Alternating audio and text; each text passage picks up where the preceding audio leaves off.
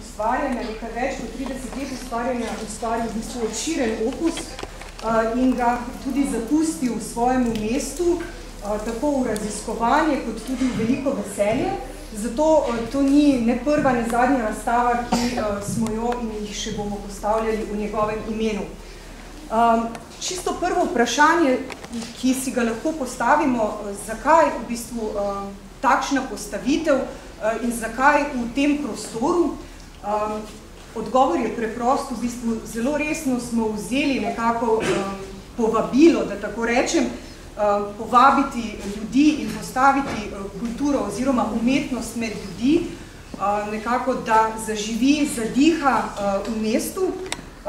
Postavili smo jo tipično nekako v mariborski maniri, kar pomeni z veliko mero improvizacije in različnimi idejami, seveda brez evropskih, tudi brez skratka občinskih nekako pomoči in sredstev, vendar pa z lastno iznajdljivostjo in predvsem s hotenjem jemati kulturo resno. V vsakem primeru gre za eksperiment, kjer smo nekako umetnine dali v poseben neklasičen prostor, še manj klasično postavitvijo in jih seveda tudi osvetlili konceptualno svetlobo, dinamično lučjo, kar je v čistem nasprotju s tem, kar nekako smo navajeni v galeriji, kjer gre za neko belo razpršeno svetlobo. Kot vidite, tudi sama postavitev veliko pove, verjetno ste opazili, da dela visijo skratka z klupicami prijeta, nekako dobimo asociacijo na perilo. Zakaj temu tako? V bistvu gremo v štric to vižo, spet kultura vse povsod, da se narediti tudi z malim ogromno. In tako kot so včasih pred bajkami perice obešale ogromne plahte perila, tako bo kultura nekako, ali si tako vse želimo, izžarevala iz vsakega naših domov v času EPK-ja. No, perilo je skratka tudi nekako reminiscenca na fotografijo iz 60-ih let v Mariboru, prav z prej omenjeno motiviko in nekako v simbolični razlagi gotovo pomeni, da smo tukaj za časom, vendar kljub temu pri nekako doživljanju razstave tega ni čutiti, saj je podkrepljena z ekspresivno čustveno umetnostjo in pa tudi moderno gledališko posvetljavo. Naslednja plast razumevanja je tudi umetnikovo kromatično raziskovanje, ki je obširna zgodba tudi sama zase, ker je bil izredno študiozen, seveda te barve imajo v njegovih študijah velik pomen in kako jih je sestavljal. Vendar spremembo same osnove barve, ki pada na sliko, smo v bistvu sliko pomaknili v neko drugo kategorijo dojemanja. Kot vidite, barve se spreminjajo in ponavadi uporabljamo v bistvu belo svetlobo kot software za gledanje slik.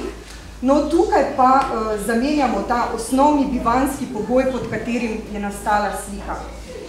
Svetlobna nadgradnja sama je skratka neka interpretacija umetnikovih del v čisto posebnem smislu, v kateri izbira barvnih odtenkov seveda postaja motiv sam in tudi vsebina sama, predvsem v teh kromatskih barvnih raziskavah. No, ko smo že pri vsebini, vidimo tudi te obraze, ki nas potem asociirajo na neke toteme, na neko prvinsko umetnost, vendar pa mitologija sama zatem je tudi grška, namreč recimo imamo tukaj Medejo, potem imamo Hiklopa, potem sicer Jazona, mislim, da ni, ampak je pa zmaj nekje, zmaj, ki čuva zlato runo. Skratka, umetnik je povezal grško mitologijo z neko prvinsko umetnostjo, kot sem rekla, v smislu totemov in pa ekspresivnih poudarjenih linij.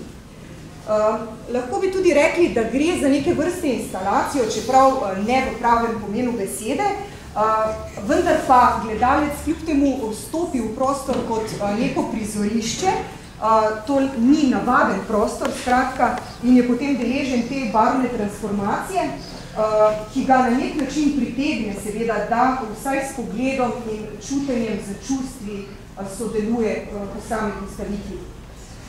Ker so slike pomečkane, skratka gre za zmečkanke, disperzna tempera na zmečkan papir, imajo te ukrivljene plosve in zato je zelo pomembno, kot ste opazili, verjetno že, da je pomembno, kje v prostoru stojiš, ko opazuješ dela, kajti že majhna sprememba pozicije lahko ponudi popolnoma drugačno pojmovanje slike. Pozorni obiskovalci pa ste gotovo tudi opazili v gledanju razstave, da gre za neko logično, matematično, tudi mistično sporočilo o spreminjanju svetlobe, za katero pa je poskrbel naš svetlobni oblikovalec David Orešič. No, v spodnjem prostoru, kot ste videli, ko ste prišli v sam vodni stolp, je pa postavljena kiparska razstava mladega kiparja Marija Kranca, in gre za nekako obdelavo bračkega marmorja, kot tudi afriškega kamna Springstone. Na njegovo delo direktno vpliva afriški šona art, skratka umetnost šona ljudstva.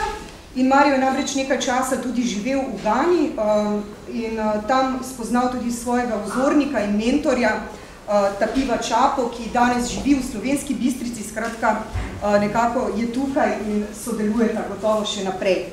No, kljub temu, da Mario ustvarja tudi v lesu, je tokratna razstava nekako posvečena njegovim kamnitim skulpturam z motivi ptic, recimo imamo tudi, kako se reče, parjenje, recimo eno čudovito, dve ptici, ki v ljubezni sta združeni, potem valove, neskončne vozlje, tudi podobo duše mornarja, kitarista z dolgimi dreadlocksi, kot boste videli. No in vsi ti motivi gotovo izvirajo iz neke skupne ideje. Glede na to pa, da je Mario zdaj tukaj z nami, ga vabim, da nam pove nekaj o svoji umetnosti ali pa bojda karkoli bo izbral. Izvolite.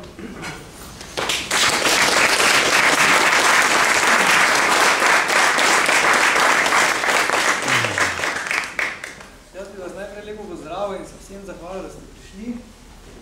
Saj ne vem, koliko ne bom zgubljal besed glede skulptur, ki so nekako nastajale ni kot nek en cikl za eno tematiko, ker se nekako ponavadi osredotočam na tega, kaj vidim v kamnu samem in potem dobim idejo. Tako da zdaj skulpture so nastajale največ iz tega afriškega kamna, ki ga je moj mentor tudi vsem pripeljal, to je Springstone ali pa Serpentin. Zdaj, Tapiva sem toliko, da pravi, spoznali smo ga tukaj, je on iz Zimbabveja in je kar znan že v teh mariborskih krogih. Žal je danes pač nekako mu je premrzlo in ponavadi po zimi gre nazaj domov, z namenom tudi pripeljati nove sredine, in ga zdaj žal ni tukaj. Se pa poznam, moram pa to govorim zato, ker v bistvu je kar nek vpliv na mene dal in sem tudi sam začel poustvarjati malo ta šona art, ki sem mu sicer dodal nek svojo vizijo, se pa na tem tudi se na skulpturah vidi ta stil, zato moram to omeniti. Drugi material, ki je največ ustvarjen z njega, je pa brački kamen. Brački kamen znan tudi povsod po svetu okrog, ker je tudi Bela hiša, na primer iz tega bračkega kamna, je tudi en medij, ki mi je zelo pri srcu. Tako da, kar pa se tiče samih skulptur in te motivike in tega, pa najbolj, da si pogledate sami in si naredite eno sliko. Hvala vsem še enkrat in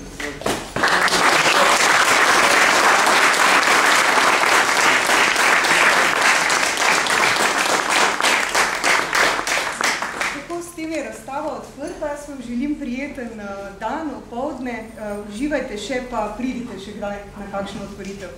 Hvala lepa.